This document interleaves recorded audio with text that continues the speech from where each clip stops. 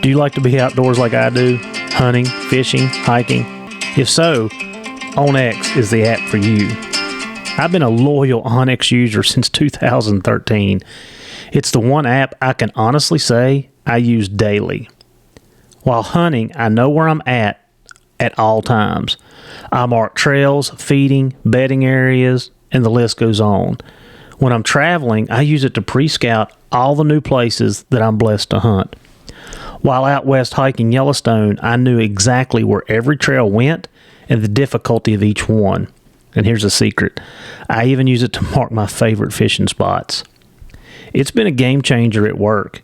I've used it numerous times to get in touch with property owners. I even landed MedFlight one time in the middle of nowhere using the GPS coordinates. OnX has so many great features and tools, you can literally use it for everything. It is by far the best mapping app on the market. And hey, it's Houndsman XP approved. So get started with OnX today using HXP 20 and know where you stand.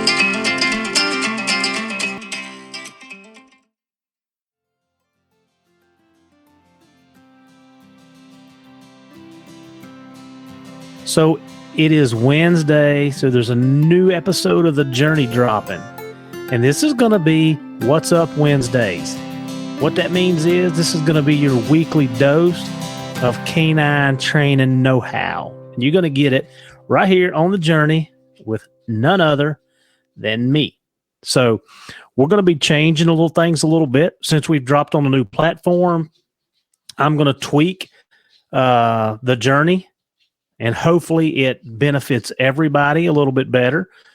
So quickly, what's going to happen here is I'm going to still interview my guests, but I'm going to drop these little tidbits of training. And so every other Wednesday or maybe a Wednesday a month, depending on how the guests line up, we're just going to have a little training session. It's like dog training 101. I'm going to tell you what's going on here with me. It may be something that I'm doing at the house with the pups. Just like the reels I've been dropping, they've been getting a lot of feedback, a lot of comments, a lot of questions. So just here in a minute, I'm going to literally go over that and kind of walk you step by step through that process and why I'm doing what I'm doing. And it's a great thing. Like I said, it's simple, it's easy, it's 5 minutes a day.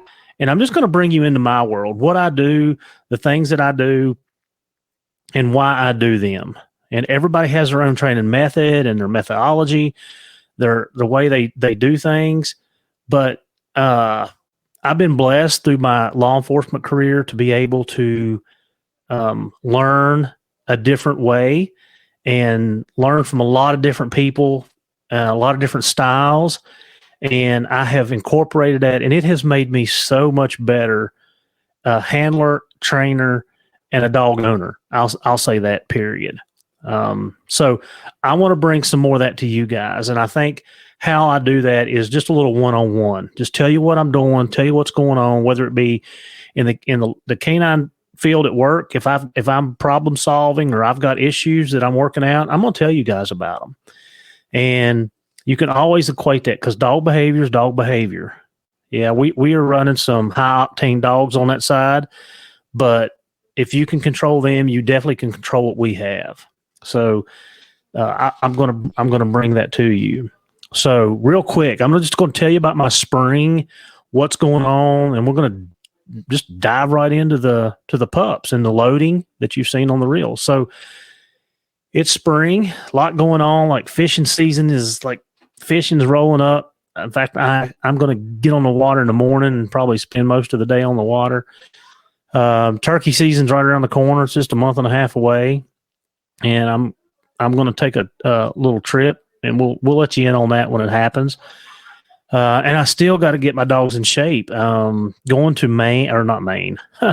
I've talked to the guys up there so much it's in my brain, but we're going to Canada in June, first week of June. So that's their spring season. I'm really excited. It's been, I mean, it's been 2002, 2003 since the last time I've been. So it's been 20 years. Like, holy cow, since I've been to Maine. Here we go again. Since I've been to Canada. So I'm excited about that, but I've got to balance the fishing and the turkey hunting and getting the dogs in shape. So hopefully I can get down on the coast and run, 2 or 3 days a couple times. I've got some exercise regimens set up here that I'll let you guys in on when it happens. That I'm going to try it and see how it works. It's not a treadmill. It's not a walker. It's something else that I've been watching quite a bit and just see how it works. I'm not sure how many dogs I'm going to take up there yet. I'm getting a new box built, and I'm going to let you in on that too when I get it back. I'm pretty excited about it. And I can haul as many dogs as I want to, but I don't know what I'm going to take. I don't know what I'm going to take all my young dogs for sure. I've been debating on whether taking my old dogs or not, and then I'm like, man, I'd rather have them up there and not need them than need them and not have them. It's been a while since I've been there, and I want to make sure that I have a little bit of success. I may not be successful every day. That's fine and dandy, but I want to be able to catch a bear or two, or that's my hopes anyway. So got that going on. And then of course the fall, I've got a couple workshops I got to participate in and teach, and I'll be going to New Orleans in August after HIT seminar. So looking forward to that. That's one of my favorite seminars that I go to, and it's got world-class trainers in it that, I mean, you can't get enough. And I'm going to do an episode on that too. There's a lot of episodes, these little short episodes. There's a lot of them. I've got a lot on my mind. I think a lot. I try to figure things out, and there's a lot there. There's a lot going on. There's a whole lot to learn. And, I'm just going to bring y'all into that world with me, and y'all can, y'all been on this journey with me, and I appreciate it. Platform real quick. Everybody's that's listening, they're already switched over. So because this is the first drop on the new platform, which is the Extreme Performance Outdoor Network. If you've got friends, family, whoever, buddies you hunt with, make sure they get over and listen. I hope that it's been beneficial for everybody, and I appreciate you guys tagging along with me. I can't say that enough and tell you how much I appreciate it, because I do. It's going to be 2 years in May that I've been doing this, and the people that I've met, the opportunities that I've had, I couldn't be more blessed, for sure. So What's Up Wednesdays are going to be about dog training and know-how. That's it. That's what it's going to be. So we're going to mix that in with everything else. So here we go with me dropping the reels. Again, it's got a lot of feedback, a lot of questions, a lot of good stuff. I really didn't know. I mean, I guess we all start somewhere, right? And I don't think that it just dawned on me that how many new hunters there are. And I wish that I had something like this when I was new, because it took me a long time. I mean, I started in 94. This will be my 30th year with hounds. And I mean, it took me from 94 to probably 2010. So you're looking at, 16 years of half of my career with hounds before I really understood the value of learning and dog behavior and doing things with a purpose. Because basically I just went to the woods, and we all know that works. You go to the woods, you hunt dogs, put them in the woods, and you make something out of them. But to me now, it's so much more than that. But anyway, so the reels have done really good. I'm going to continue to drop reels as we do this, and as I do things around the house.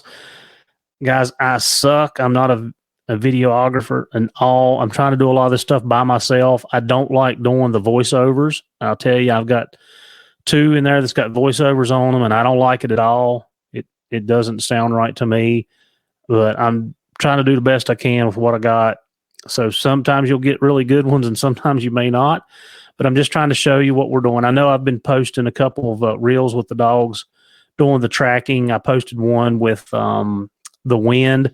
That wind was ridiculous, and the pups did a fantastic job running into it. That was a half a mile track, and I couldn't keep up with them.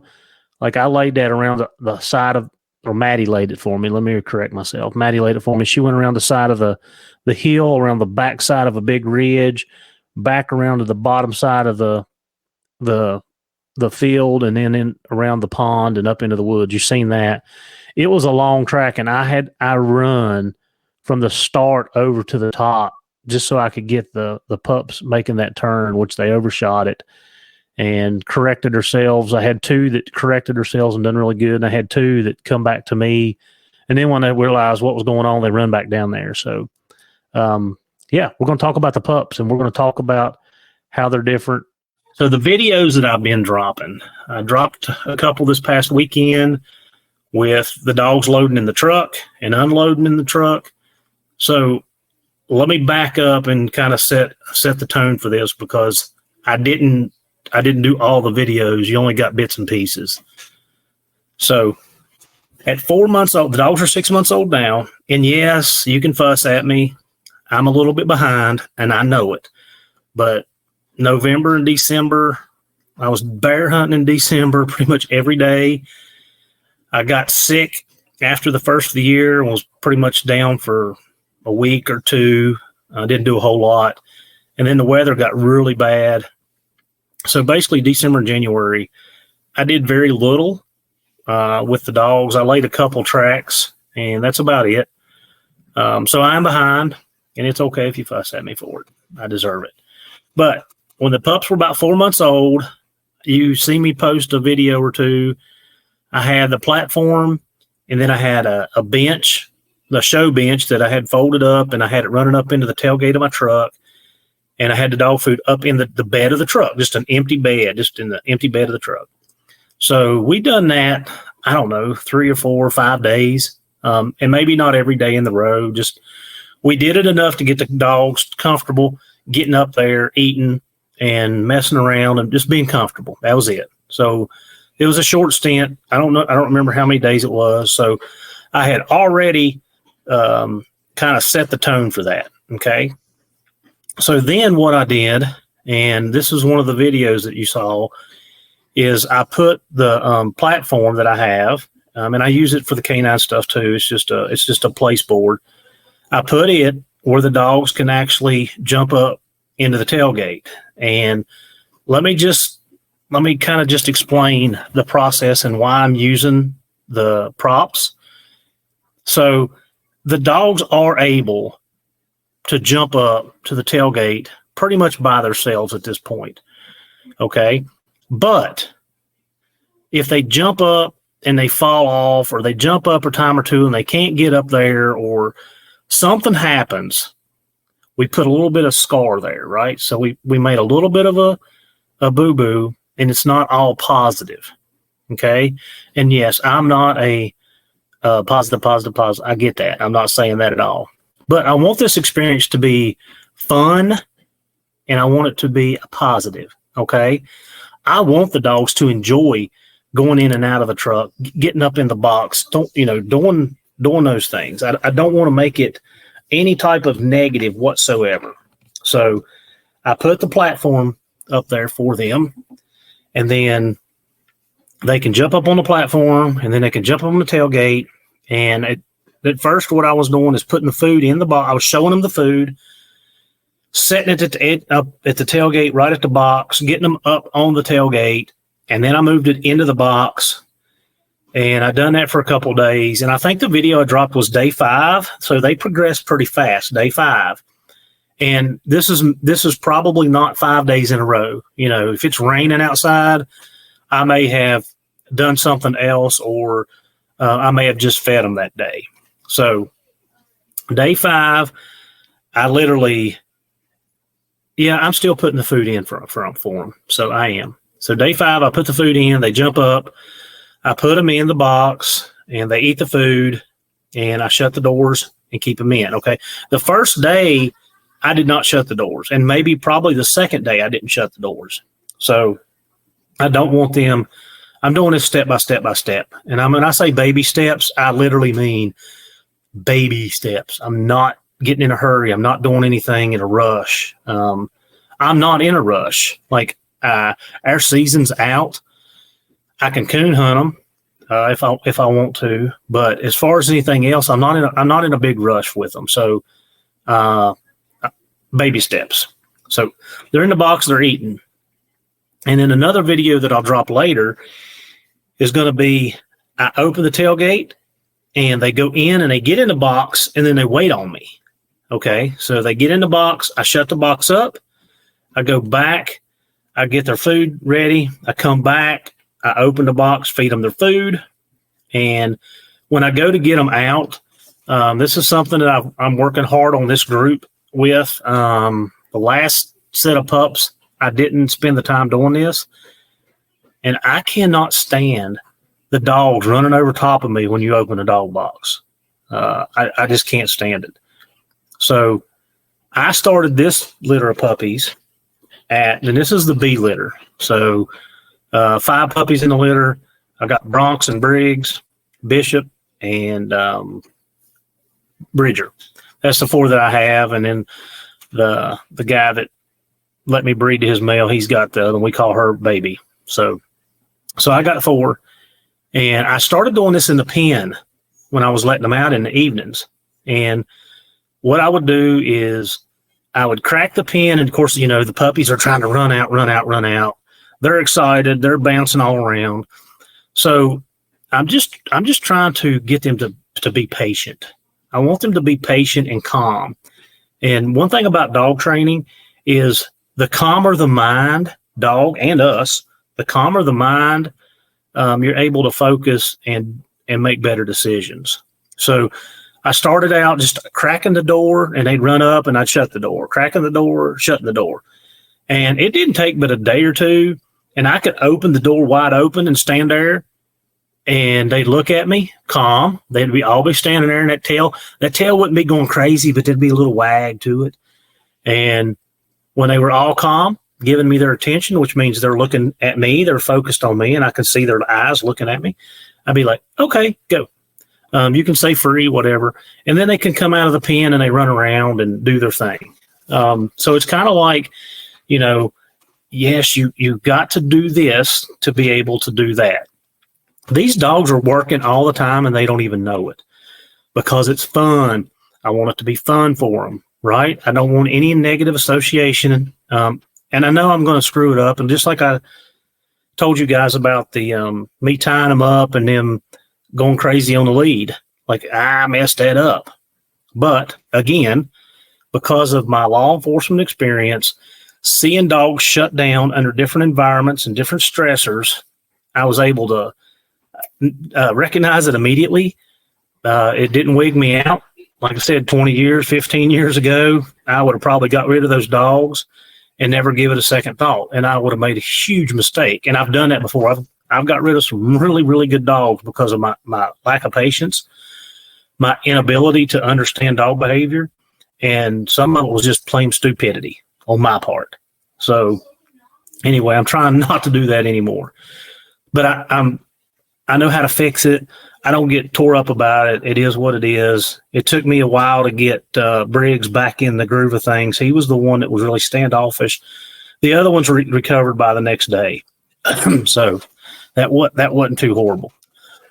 But back to the dog box. So now I put them in the dog box. They wait on me to bring the food. I put the food in there and they eat.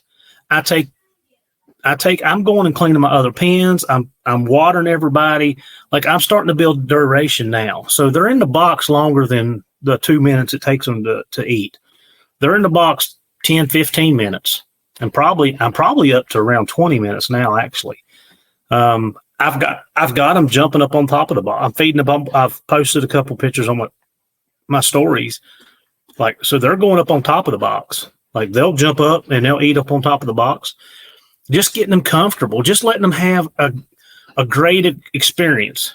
I'm just preparing for the future, because these dogs, every time I take them out, the dogs are going to be performing those tasks. They're going to be in the box riding. They're going to have to wait. They're going to be in there, for hours at a time sometimes. They're going to be up on the rig. I want them riding the rig. I want them using their noses. I want them, being comfortable.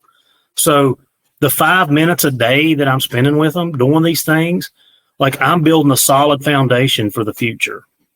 And that's all I'm trying to, let you guys see and realize. And I know some people don't have the time. I've kind of got, when I come home in the evenings, I've kind of got my little routine that I go through. I feed, I let the pups out. I'll tell you a good one. So I was letting them out all the time. They stayed out until my neighbor down the road called the animal control on me. Didn't make me very happy, but she did. So I had to change things a little bit for a while. And it is what it is, I guess. Not everybody's a dog lover like us. But the little things I'm doing now is going to make a huge difference later on in life. The dogs are going to be so much more pleasurable to be around. They're not going to be hard to handle. They're not going to be all these things that make us more upset and less tolerant. So I tell you what I did the other day.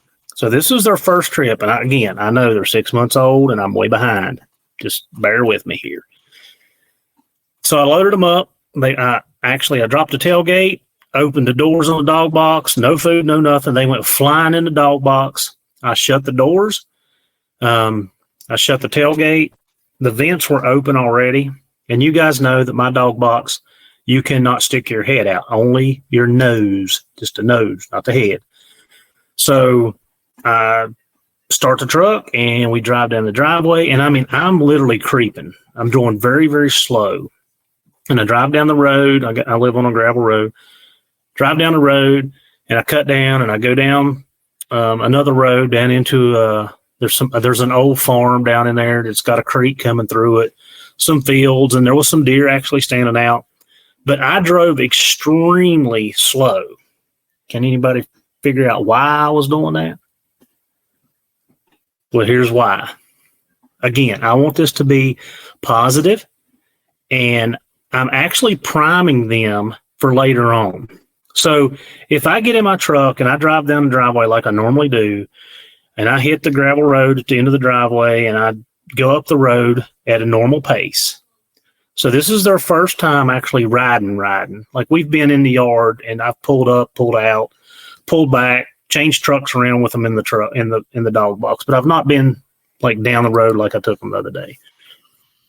If I'm driving in the normal speed, well, first, I don't want them sick, which I don't think they will. They've been in the truck enough to know, and they're comfortable there.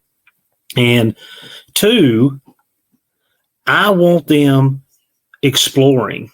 I want them to be stimulated. Like, I want them to be like, okay, what is this? This is new. This is exciting. So I drove extremely slow. All the puppies, all four of them, 2 on one side, 2 on the other, but all 4 of them had their noses out the dog box. Just, you could see those little noses in the wind, sniffing, catching the air, catching the scent. And I wanted it to be good. I wanted it to be a good thing for them. So I drove extremely slow. It probably took me 30 minutes to make a 2-mile trip, honestly, because that's how slow I was going. I wasn't in a hurry. I wanted it to be positive for them. So I brought them home, backed in the driveway, dropped the tailgate. I go down to the basement. I get the dog food ready for them. I go back. I feed them in the truck. I go ahead and clean the pens. If I hadn't already, I don't remember. Maybe I was watering dogs. I can't remember. So I done what I needed to do while they eat and got done with that. I went back. And these dogs are not barking in the box. They're not acting a fool. Like, they're nice and calm. And so I get the bowls out. You've seen me do it on one video. I get the bowls out. I set them up on top of the dog box with the box open. And then I tell them, okay, you can unload. And they come out and they unload. And you will see in these videos, if you watch these videos, they come out on the tailgate and they get right back in the box. or they'll come out on the tailgate and they'll wait for me to give them some loving, and then they'll go back in the box, or they'll jump down and then jump back up on the tailgate. That's what you want to see out of your pups. You don't want those pups busting out of there and running away from that truck as hard as you can go. And just by spending, I've probably spent 6, 7, 8, probably 8 days doing this with that, and then 3 to 5 days with them up in the bed of the truck. So I spent less than 2 weeks, probably 2 weeks doing this, and they're working. They're actually working for their future, and they don't have a clue. They're just enjoying it. They're having fun. It's a good thing for them. It's a positive association. You've heard us talk about that 100 times on here. I'm just making fun little things for them to do, and I'm using the food as the motivator, or the classical conditioning. We talked about that. So that's what I'm doing. And one of the things in the video, I think I left this out, that I'm not forcing them in the truck. Like 2 days, I had Bronx and Briggs. When I took the platform away and they had to jump up on their own, okay, Bronx and Briggs just, boom, they knocked the box back out of the box. They're in it. They're waiting. Like, okay, all right, where's it at? Well, Bishop and Bridger, they were very hesitant about getting up in the truck. So I put the dog food up on top of the box and fed the other two, and I left the dog box open so they could get in there if they wanted.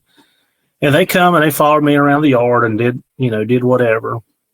And I went back after I got done with my cleaning the pens or whatever, and I let the other two out, and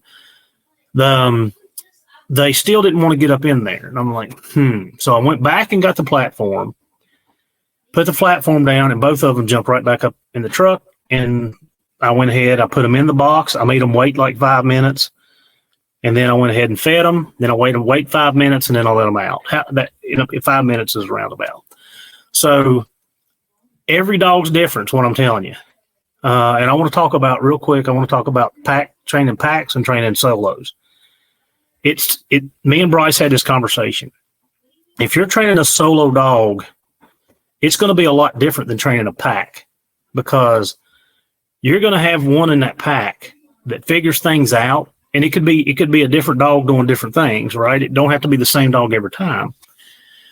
But if you got one in that pack that's kind of leading the way, the rest of them follow, and the dog's literally doing the teaching for you, right? You're not really doing it. They're doing what they see their litter mates doing, their brothers and their sisters. When you have a solo dog and you're doing it solo, it's a lot different. And it may take you longer to accomplish some of those things than it is with the pack. And I have discovered that over the last couple of years, and that's why you see me usually keeping at least 3, 4, 5 of the pups, so it's easier for me to work them, honestly. And you can see the difference, like genetics. Like, you can see the differences in, like, when I'm doing the scent imprinting. Like, man, I can tell you, I can see the dogs that want to get down and actually trail, and I can see the dogs that want to cut and slash, and I can see the dogs that flat out cheat. They run with their head up and they start running around, and they win it, and boom, right to it. They never did go to the track. So that's the difference I can see when I'm raising them in a pack or raising the litter at a time. So that's, to me, I enjoy that. And I write all that stuff down too. I want to know who's doing what. And then hopefully later on, I can keep up with it enough to know what genetics and what traits those dogs or their parents or their parents' parents were throwing, because I've kind of got it back to about that far right now. So that's what we're doing. So we're just going to keep you updated and talk to you about what's going on. Like I said, that's puppy loading 101. It's very simple. Like I said, I enjoy doing it. I love to watch the dogs figure things out and do things on their own. And we got to talk about maintenance real quick before I cut this one off. So you have to do maintenance work on your dogs. So you're not going to take your truck hunting year in and year out, right, without changing the oil, changing your brakes, making sure your ball joints are good, right? Making sure your tires are good. You can't do it. So I don't understand why people think that they can just take a dog out year after year and not have to clean it up or check things. So I'll go into the trash breaking real quick. Like y'all have heard me say it. I put my dogs down on my older dogs. If I've cleaned up all my dogs during training season and I ride by, I heard a deer or a deer jumps out in front of me one day, even if my dogs are on the truck, on the rack behind me, literally looking at it and show no interest, I'll put them down on the ground and just check them. Just do my maintenance, right? Just doing my maintenance. And I don't think we do that enough. And the reason I bring that up was because I was talking about the pups and laying the foundation. Like, you know, I will feed these dogs. When I take short trips, when I go to BBs, like I may feed my dogs, my 4-year-old dogs in the truck. We all do that, right? Just make it pop. Okay, so it's not bad being here. Of course, your older dogs don't care at that point. They're ready to roll, right? They understand it's all fun and games when you get in the truck because they get to go hunting. But you do little things like that, and maybe you don't even realize you're doing it. You know, you're doing your maintenance work, and if you do your maintenance work, everything's going to be a lot better in the end. Like I said, you make sure your tire pressure is good and your brakes are good. The same thing with your dogs. It's the exact same thing. And just because you got a 4-year-old dog that is solid doesn't mean that he may or may not, he or she may or may not be doing things behind that you're not seeing. I know the Garmin's really changed that for a lot of people. But anyway, that is What's Up Wednesday. That's your daily dose of dog training know-how. So thank you guys for following along. We'll catch y'all on the next one.